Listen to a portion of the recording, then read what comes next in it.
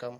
தமிழகத்துல பல அரசியல் நிகழ்வுகள் நேத்து நடந்துச்சு. அதுல முக்கியமா பார்க்கப்படுறது திமுக, காங்கிரஸ் கூட்டணி. இதற்கான சர்ச்சை வந்துட்டு பல நாளா போயிட்டு இருந்துச்சு. திருமதி கனிமொழி அவர்கள் நேத்து போய் ராகுல் காந்தி அவர்களை சந்திச்சு பேசிட்டு வந்திருக்காங்க. இதை எப்படி நம்ம என்ன டெவலப்மெண்ட்டா எடுத்துக்கிறது? கூட்டணி ஃபைனல் ஆயிடுச்சுன்னு எடுத்துக்கலாமா, இல்ல இன்னும் விவாதம் தான் போயிட்டு இருக்கா? கூட்டணி ஃபைனல் ஆயிடுச்சுன்னு எடுத்துக்கலாம். ஐயோ, தாவேகா கூட கூட பேச்சுவார்த்தைலாம் டெல்லி மேலிடம் தான் பண்ணாங்க. இவங்களுக்கு தகவல் சொன்னாங்க. இவங்க அதுக்குள்ள ஒரு இது சரி ரைட் பேசுங்க முடிங்க வேலை ஆகட்டும் அவ்வளோதான் அப்படின்ற மாதிரி தான் போனாங்க. இதில் டிடிவியை சேர்க்கறதெல்லாம் கூட எடப்பாடிக்கு இஷ்டம் இல்லை. ஆனாலும் அந்த கூட்டணி இயல்பான கூட்டணியாக மாறி ரொம்ப சகோதரர்கள் மாதிரி நாளை நம்மதை பாட்டெலாம் படிலாம் எல்லாம் ஒன்று சேர்ந்தாங்க. அப்போ இயல்பாக இருக்கிற கூட்டணியை நீங்கள் அடிமைத்தனம் அதெல்லாம் நீங்கள்.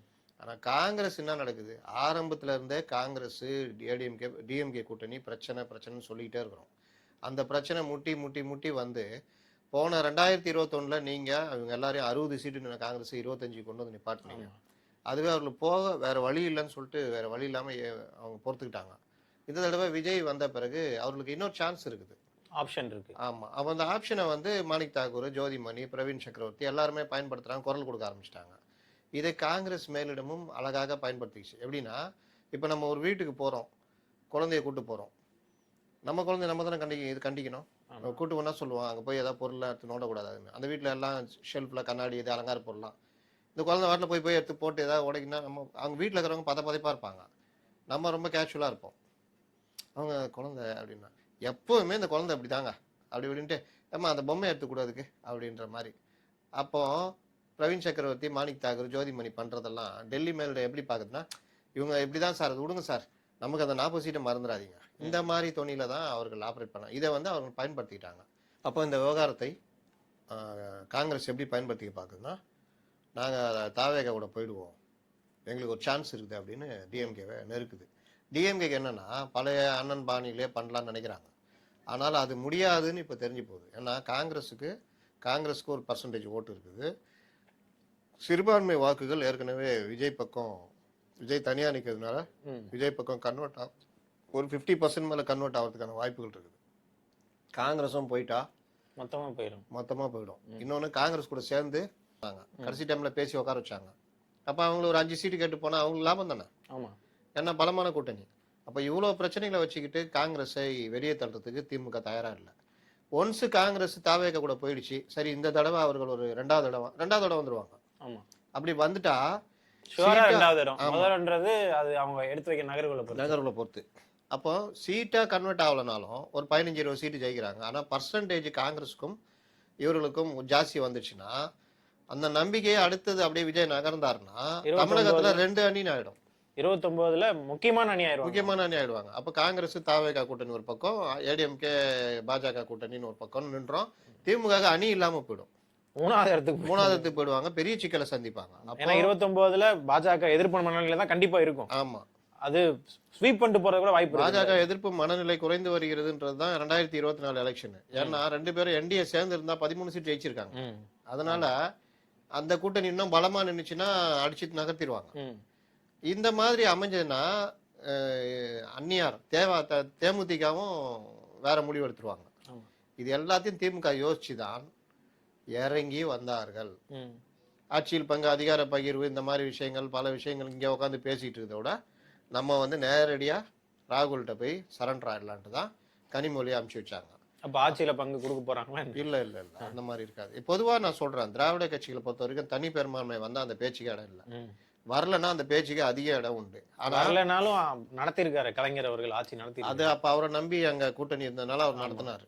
இல்லாட்டி இப்பெல்லாம் பண்ணா கலைஞர்லாம் தூக்கி உட்கார வச்சிருவாங்க. அப்போ இந்த பிரச்சனையில ஒரு சுமூகமான முடிவு எட்டணும். 25ல இருந்து 30 தான் கொடுக்கணும், அதுக்கு மேலே ரொம்ப கொடுக்க கூடாது. அதுக்கு ஏத்த ஆள்னா 5 சீட்டு தான் எக்ஸ்ட்ரா கொடுப்பாங்க. இவ்வளவு பேச்சு வெறும் 5 சீட்டு என்ன பண்றது? அதை இப்போ அந்த பேச்சை கொஞ்சம் இதுவா நடத்தினா ராகுல் காந்தி ஆஃப் பண்ணாதான் உண்டு. அதுக்காக கனிமொழி அனுப்புறாரு.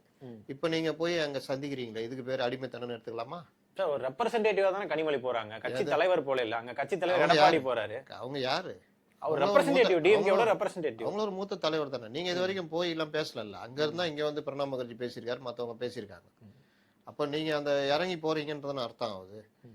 நான் சொல்றது ஒரு இயல்பா நிலையை வந்து என்னென்ன விமர்சனம் பண்ணீங்க, இப்ப நீங்க எல்லாம் பண்றீங்களா, இதுக்கெல்லாம் பேர் என்னன்னு கேக்குறேன். ராகுல் காந்தி ஒரு 10 நாளைக்கு முன்னாடி கூட தமிழ்நாடு வந்தார், அப்ப பேசியிருக்கலாம். அப்போட பேசிடலாம். குழு அமைச்சு பேச்சு தென்னாவட்டா இருந்துட்டு இப்ப நிலைமை மாறுதுன்னு, அதாவது தாவேகா முறிச்சிச்சு கிட்டத்தட்ட இந்த கூட்டணியில இல்ல தனித்தனிக்கிறன்னு முடிவு பண்ணோம்னா, ஆமா என்டிஏல இல்லன்னு அவங்க தெளிவு இவங்களுக்கு வாசல் திறந்துச்சு. ஆமா நேத்து எஸ்ஏசி பேசிட்டாரு, வரலாற்று வாய்ப்பை விட்டுறாதீங்கன்னு. ஆமா அப்போ அவர் சொல்றது கரெக்ட் தானே, நீங்க வாய்ப்பை விட்டீங்க, இப்ப திரும்ப உங்க கட்சி வளர்க்கறதுக்கு யூஸ் ஆகுன்ற ஆட்சியில் பங்கு, அதிக சீட்டுகள். ஆமா அப்போ வந்து தாவேகாக்கும் ஒரு வேல்யூ இருக்குது. அவங்க இதை மட்டும் யோசிக்க கூடாது. 29ல டிஎம்கே கூட இருந்தா 12 எம்பி கொடுப்பாங்க, இங்க 20 கூட கொடுக்க வாய்ப்பு இருக்கு. வாய்ப்பு இருக்குல்ல. அப்போ இந்த இதை காங்கிரஸ் இப்போதைக்கு பயன்படுத்திச்சுன்னா 29 31 வேற லெவல் போயிடலாம். அதுக்கு காங்கிரஸ் வந்து அந்த சைடு போக ஒன்ஸ் விட்டுட்டா டிஎம்கே அதோட முடிஞ்சது கதை.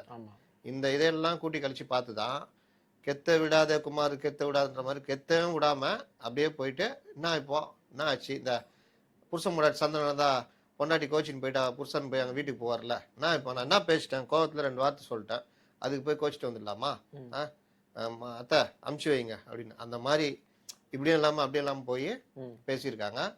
பேசுனதுல ஓரளவுக்கு ஒரு உடன்பாடு இருந்திருக்குன்னு நினைக்கிறேன். ஒருவேளை நம்ம கூட்டணி வர இது மெஜாரிட்டி இல்லை அப்படின்னா கூட்டணி இதுக்கு போலான்ற மாதிரி பேசியிருப்பாங்க.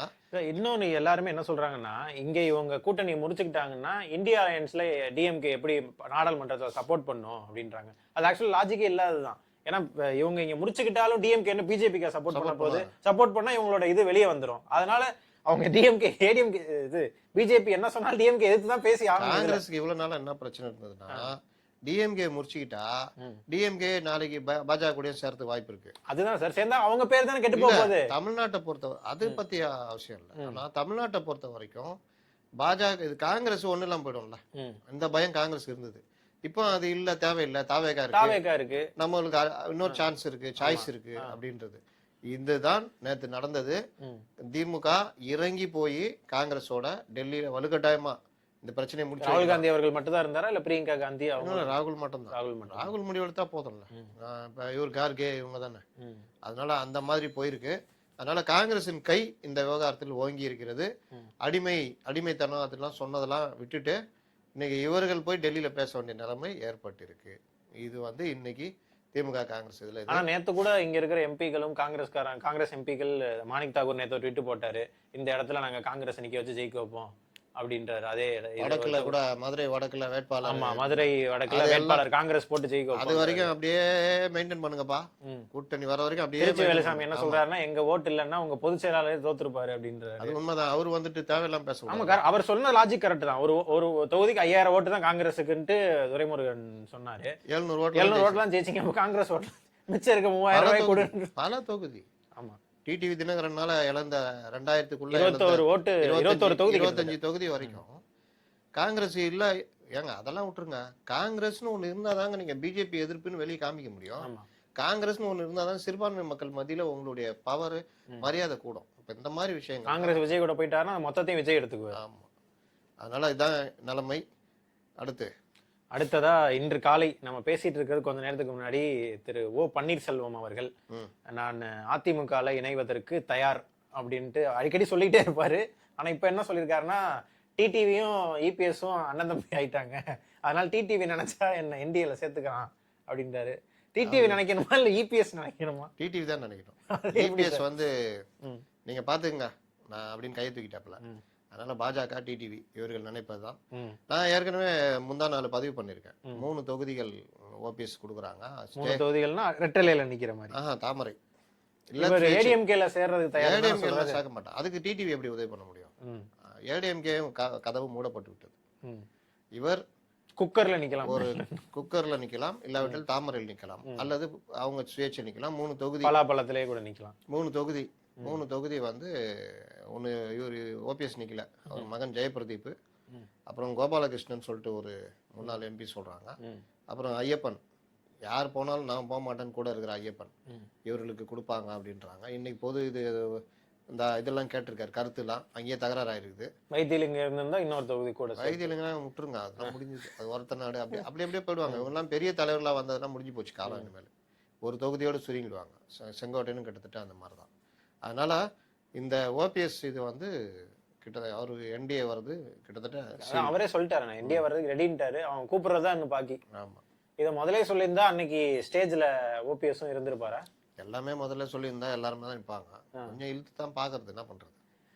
சரி சார். இன்னொரு பக்கம் தாவேகா நேத்து சென்னை மாவட்டத்திற்கான செயல் வீரர்கள் கூட்டம் நடத்தினாங்க. நிறைய பேர் பேசினாங்க. திரு ஆதவ அர்ஜுனா அவர்கள் கொஞ்சம் வீராவேசமாகவும் கொஞ்சம் ஆவேசமாகவும் பேசினாரு. எப்படி பாக்குறீங்க அந்த ஸ்பீச் பிளஸ் அந்த கூட்டத்தை? இந்த கூட்டம் வந்து இவர்கள் வந்து ஆலோசனை கூட்டம் நடத்திட்டு சுயபெருமை பேசுறது தான் பெரும்பாலும் அதிகம் இருக்கு. நேற்று நடந்ததும் பாத்தீங்கன்னா பெரும்பாலும் அந்த மாநில தலைவர்கள் சுயபெருமையும் விஜய் பெருமையும் பேசிட்டு இருந்தாங்க. முடிவு பண்ணிட்டாங்க, நம்ம இப்படி சென்னை நம்முடைய கோட்டை, இந்த மாதிரியே பேசியிருந்தாங்க. ஆக்சுவலா இவங்க பேச வேண்டியது என்னன்னா, அந்த வந்திருக்க அந்த கூட்டத்துக்கு நம்ம என்ன பண்ணணும், எப்படி தேர்தல் அணுகணும், இந்த இதுல வந்து ஒவ்வொரு பிரச்சனையும் எப்படி அணுகணும், நமக்கு முன்னாடி இப்போ என்ன உடனடி ஒர்க் இருக்கு, அதை எப்படி செய்யணும், மக்கள்கிட்ட நீங்க என்ன பேசணும், அதை பேசின வந்து 1-2 பேர். சிடி நிர்மலம் பேசினார், ஜேசிடி பிரபாகர் அவர்கள் நல்லா பேசினார். அதிசயத்திலும் அதிசயமாக புஷி ஆனந்த் சில விஷயங்களை நல்லா பேசினார். ஆமா, ஒரு மாவட்ட செயலாளர்களும் எதை அணுகணும்னு பேசினாரு. இவரு பேசினது நான் பல நாளா சொல்லிக்கிட்டு இருக்கிறேன்.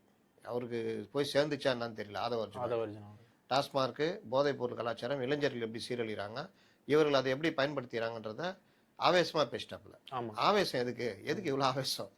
அதை வந்து அவர்களுக்கு புரியுற மாதிரி சொல்லணும். நீங்க வந்து கேடரு, நீங்க வந்து மேல இருக்கிறீங்க, நீங்க அவங்களுக்கு இந்த விஷயம் பாருங்க, இவ்வளவு மோசமா நடந்துகிட்டு இருக்குது, ஒவ்வொரு வீட்லயும் ஒரு டாஸ்மார்க் பிரச்சனை இருக்கும்.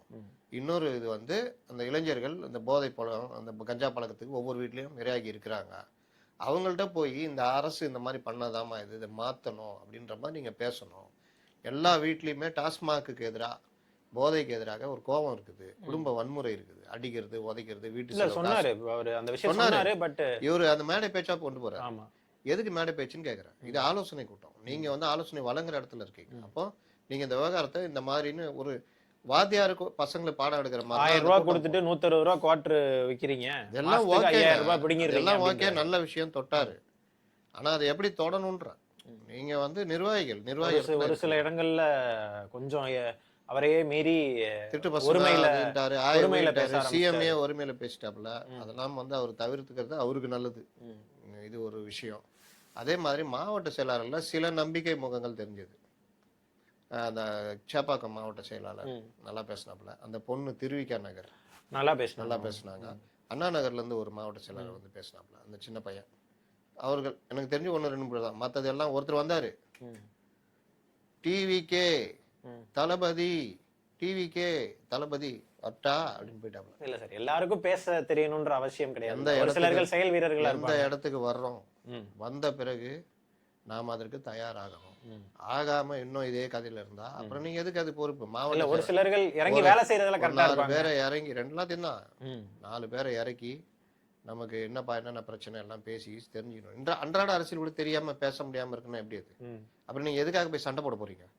யாருக்காக சண்டை போட போறீங்க? ஒரு இடத்துக்கு போறீங்க, கோர்வையா பேச தெரியாட்டி இந்த பிரச்சனை இருக்குன்னு பேசலாம். நீ ஏங்க கோர்வையே தேவையில்லைங்க. இப்ப அவர் சொன்னார்ல ஆதவ அர்ஜுனா, பழைய தமிழ் அடுக்குமொழி தேவையில்லை. மக்களுக்கு புரியல, எளிய மொழியில பேசுங்க, பிரச்சனையை பேசுங்க, அவ்வளவுதான். பிரச்சனையை பேசலன்றதான் நம்ம சொல்லிட்டு இருக்கிறோம். விஜய்க்கு என்ன சொல்றோம்?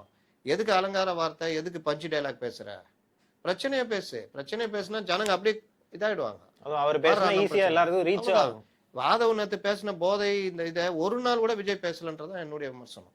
அப்போ இந்த மாதிரி இது போறாங்க. இப்போ அந்த பரிசு வழங்கும் விழால பேசினாரு, அதுக்கப்புறம் எங்கேயுமே பேசல. அவர் அங்க கூட அது சும்மா லைட்டா தொட்டு மாணவர்கள்ட்ட நேத்து ஆதவ பேசினார்ல, எப்படி எல்லாம் பாதிக்குது குடும்பத்தை, அதுதான் ரொம்ப முக்கியம். இளைஞர் சமூகத்தை அது இது வரைக்கும் அந்த சப்ஜெக்டை விஜய் தொடவே இல்லை. இன்னொன்னு சொல்றேன், இவர்கள் இப்படியே இந்த ஆலோசனை கூட்டம் நடத்தினா எப்போ தேர்தலை சந்திக்கிறது? அது ஒண்ணு இருக்கு. இல்ல, அவர் அதிலே குறிப்பிட்டாரு, அடுத்த மாதம் தொடக்கத்துல இருந்து அவரு ஜூன் மாசம் திரும்ப விஜய் அவர்கள் இதை பாருங்க அப்போ வர போறாரு. அப்புறம் செப்டம்பர்ல சொன்னாரு, அப்புறம் டிசம்பர்ல எப்படி வர போறாருனாரு. இப்போ நான் ஜனவரி முடிஞ்சிச்சு, பிப்ரவரியில பாருங்கன்றாரு. அதனால அதை சொல்றதெல்லாம் நீ கணக்குல வைக்க முடியாது. இது ஒரு பார்ட் வச்சிங்களேன். இப்போ இவர்கள் இந்த மாதிரி நடத்தி முடிச்சிருக்காங்க.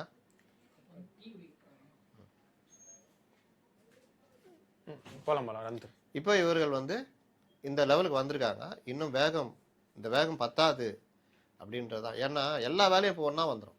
ஆமா ஆமா, நீங்க ஒரு கல்யாணம் நடத்துறீங்கன்னா முதல்ல பத்திரிக்கை அடிக்கிறது, எல்லா பத்திரிக்கை வைக்கிறது, கல்யாணம் இது சமையலுக்கு சொல்றது, இந்த மாதிரி தெரியாத வேலையெல்லாம் கூட வரும். அன்னைக்கு காலையில் ஏங்க விறகு இல்லைன்னு ஒருத்தன் வந்து நிற்பான். அது ஓம் பிரச்சனையானா இல்லை சார் நீங்க என்கிட்ட அதை சொல்லலை, விறகு நீங்க வாங்கி தர மாதிரி தான் கணக்கு சாரணும். நாங்க எங்களுக்கு எல்லாத்துலயும் அப்படிதான். ஏன்னா இப்போ திடீர்னு கூட்டணி தனித்து தான் நிக்க போறோம்னு தெரிஞ்ச உடனே இப்ப 234 தொகுதிகளுக்கும் வேட்பாளர் வேட்பாளர் வரணும், பிரச்சனை புதுசு புதுசா வரும், எல்லாம் ஒன்னா வரும். நீங்க சமாளிக்கிற அளவுக்கு நாலேஜ் பர்சன் விஜயால எல்லா இடத்துக்கும் போக முடியாது, அதுக்கு வேற கோச்சுக்குவாங்க, இங்க வரல அங்க வரல. விஜய் மேல வெளியே போக மாட்டாரு, அது ஒரு பிரச்சனை. அதனால இது எல்லாவற்றையும் சமாளிக்கிற வேண்டிய பாருங்க. இந்த இப்பதான் தெரியும் அவங்களுக்கு என்னென்ன பிரச்சனை இருக்குன்னு. இப்போ சினிமா எடுக்கிறேன், சினிமா தானே எடுத்துட்டு வராங்க, போஸ்ட் ப்ரொடக்ஷன் ஒர்க் இருக்குல்ல, அதுல எவ்வளவு பிரச்சனை வரும். ஆமா, சினிமா ஆரம்பிக்கிறது முன்னாடியே லொகேஷன் பாக்குறது இருக்குல்ல, அது எவ்வளவு பிரச்சனை இருக்கு. அத பக்காவா திட்டமிட்டு பண்ணிடுவாங்க. இதை அதே மாதிரி பண்ணிருக்கணும் இருக்கணும். இவங்க சினிமாலே கோட்டை விட்டாங்க. ஜனநாயகன் பாத்தீங்கன்னா இன்னைக்குதான் தகவல் வருது. 25ஆம் தேதியா அவர் கொடுத்துருக்காங்க லெட்டரு. சில காட்சிகளை நீக்கணும், நீக்கிட்டு ரிவைஸ் கமிட்டிக்கு வரணும்னு. இவங்க லெட்டர் தூக்கி போட்டு ஜாலியா ஆடியோ லான்ச், அப்புறம் முடிச்சுட்டு வந்து புத்தாண்டு கொண்டாட்டம், அப்புறம் அப்படின்னு முடிச்சுட்டு சாவகாசமா போய் 5ஆம் தேதி மறுபடியும் இவங்க ரிமைண்ட் பண்ணியிருக்காங்க.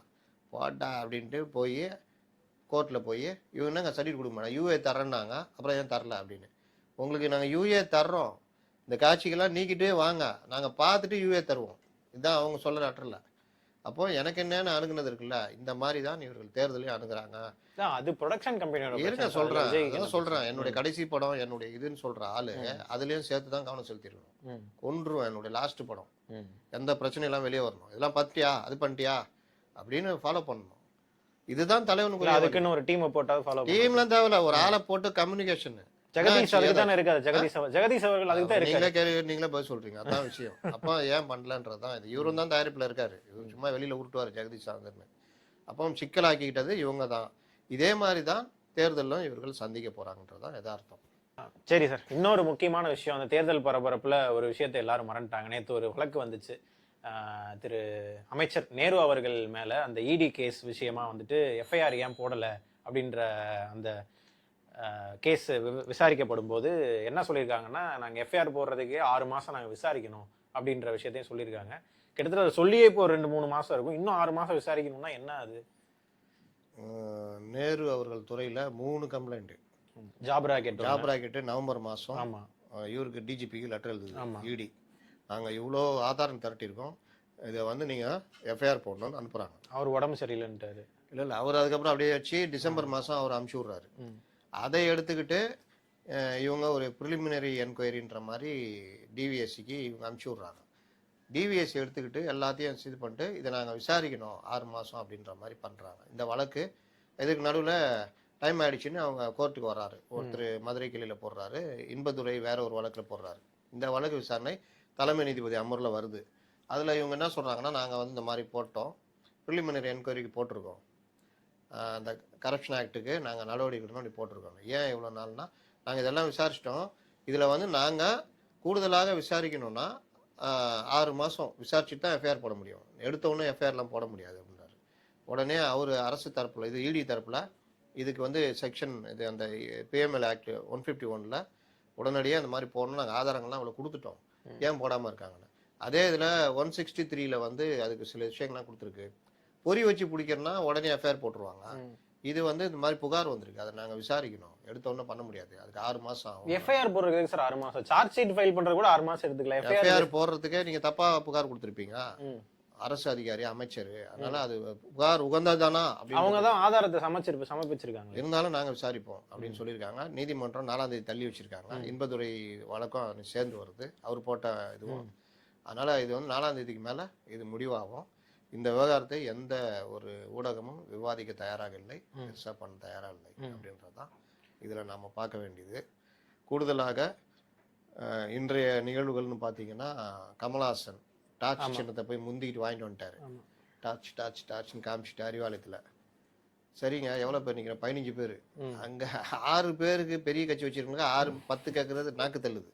இவர் 15 நெஞ்சின்னு இன்டர்நேஷனல் பார்ட்டிக்கு 6 சிபிஎம்முக்கு இவர் என்னன்னா, அது ஒரு கூட்டத்தை எங்கே நடத்துறாரு?